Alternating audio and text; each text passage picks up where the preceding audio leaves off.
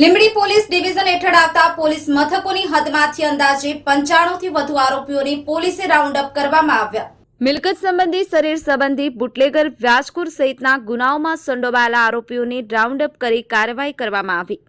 Limbdi police division હેઠળ કુલ 370 આરોપીઓની યાદી તૈયાર કરવામાં આવી હતી, જે પૈકી 95 થી વધુ આરોપીઓની રાઉન્ડ અપ કરી અટકાયત કરાઈ। ન્યૂઝ9 ગુજરાતી, સુરેન્દ્રનગર। લીંબડી ડિવિઝનની અંદર આજરોજ લીંબડી પોલીસ સ્ટેશન વિસ્તારમાં એક જે તમામ વિસ્તારના તમામ પોલીસ સ્ટેશન વિસ્તારના જે આરોપીઓ છે, અલગ અલગ હેડના આરોપીઓ છે, એમાં શરીર સંબંધી બનાવ હોય, મિલકત સંબંધી બનાવ હોય અથવા વ્યાજખોરીના બનાવ હોય, ખાણ ખનીજના બનાવ હોય, આ તમામ જે પણ ગુનાના આરોપીઓ જે છે એમને રાઉન્ડ અપ કરવામાં આવેલા છે। આશરે 95 જેટલા આરોપીઓને રાઉન્ડ અપ કરવામાં આવેલા છે। સમગ્ર ડિવિઝનની વાત કરીએ તો ડિવિઝનની અંદર કુલ 370 આવા આરોપીઓની એક યાદી તૈયાર કરવામાં આવી છે।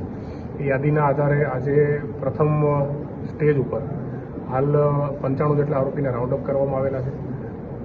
તાજેતરમાં જ માનનીય ગૃહ રાજ્યમંત્રી શ્રી હર્ષ સંઘવી સાહેબ અને માનનીય વિકાસ સાહેબ ડીજી સાહેબ એમના દ્વારા તમામ જિલ્લાઓમાં સૂચના કરવામાં આવી છે કે એમાં જે પણ લુખ્ખા તત્વો છે અથવા જે પણ એવા આરોપી તત્વો છે કે જે સામાન્ય વ્યક્તિઓને હેરાનગતિ કરે છે એમના વિરુદ્ધ કડકમાં કડક કાર્યવાહી કરવામાં આવે।